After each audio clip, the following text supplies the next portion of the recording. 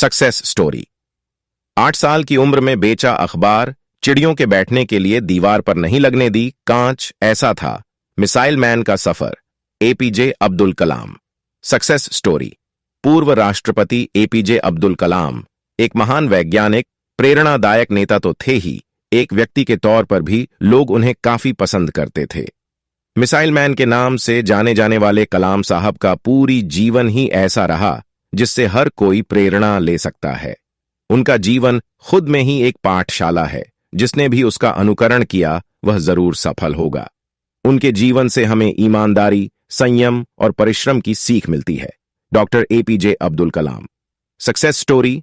पूर्व राष्ट्रपति APJ Abdul Kalam. APJ Abdul Kalam एक महान वैज्ञानिक, प्रेरणादायक नेता तो थे ही, एक व्यक्ति के तौर पर भी लोग उन्हें काफी पसंद करते थे।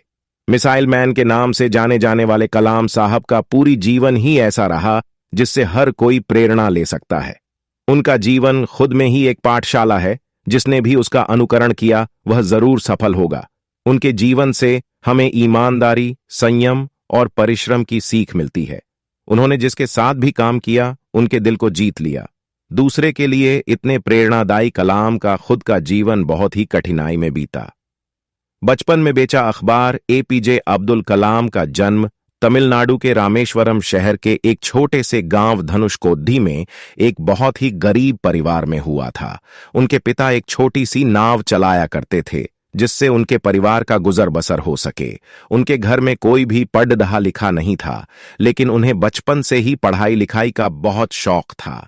गरीब होने के बावजूद उनका परिवार उन्हें काफी सपोर्ट करता था। जब वे 8 साल के थे तब अपने पढ़ाई का खर्च निकालने के लिए अखबार बेचा करते थे। पढ़ने का शौक ऐसा था कि इन अखबारों को वे खुद भी पढ़ा करते थे।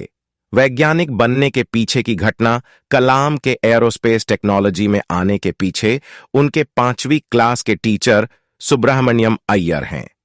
एक बार कलाम से उनकी टीचर ने पूछा कि चिड़िया कैसे उड़ती है। क्लास का कोई छात्र इसका उत्तर नहीं दे पाया। टीचर अगले दिन सभी बच्चों को समुद्र के किनारे ले गए, जहां कई पक्षी उड़ रहे थे। कुछ समुद्र में उतर रहे थे तो कुछ बैठे थे। वहां कलाम की टीचर ने उन्हें पक्षी के उड़ने के पीछे के कारण को समझाया, साथ ही पक्षियों के शरीर की बनावट को भी विस्तार पूर्वक बताया, जो उड़ने में उनकी मदद करता है। टीचर के द्वारा समझाई गई ये बात कलाम के अंदर इस कदर समा गई कि उन्होंने तय कर लिया कि वो उड़ान की दिशा में अपना करियर बनाएंगे। मुझे हमेशा महसूस होने लगा कि मैं रामेश्वरम के समुद्र तट पर हूं, और उस दिन की घटना ने मुझे जिंदगी का लक्ष्य निर्धारित करने की प्रेरणा दी। बाद में मैंने तय किया कि उड़ान की दिशा में ही अपना करियर बनाऊंगा। कैसे पहुंचे इसरो? कलाम जी की शुरुआती पढ़ाई रामेश्वरम एलिमेंट्री स्कूल में हुई थी। उसके बाद उन्होंने बीएससी की, फिर साल 1950 में Madras institute of technology MIT से एरोस्पेस इंजीनियरिंग की पढ़ाई की। कॉलेज खत्म होने के बाद जब एपीजे अब्दुल कलाम जी ने इंडियन आर्म्ड फोर्स में फाइटर पायलट की पोस्ट के लिए अप्लाई किया, उस समय वहां सिर्फ 8 सीट खाली थीं। यहां उनका 91 नंबर आया और वह आर्म्ड फोर्सेस के लिए सिलेक्ट नहीं हो पाए। उसके बाद से उन्होंने DRDO ज्वाइन की, लेकिन वह DRDO में वह अपनी जॉब से खुश नहीं थे, क्योंकि उन्हें वहां कुछ नया सीखने नहीं मिलता था।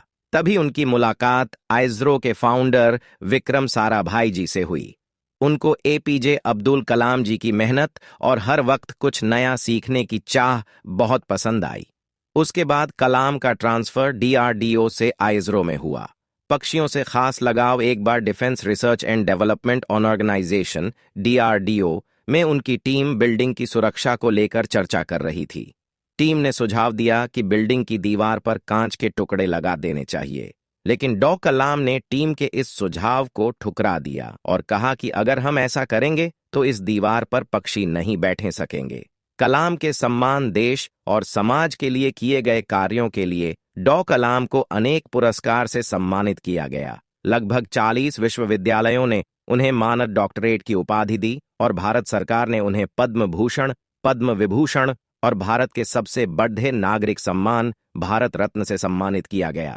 27 जुलाई 2015 की शाम अब्दुल कलाम भारतीय प्रबंधन संस्थान IIM शिलोंग में लेक्चर दे रहे थे।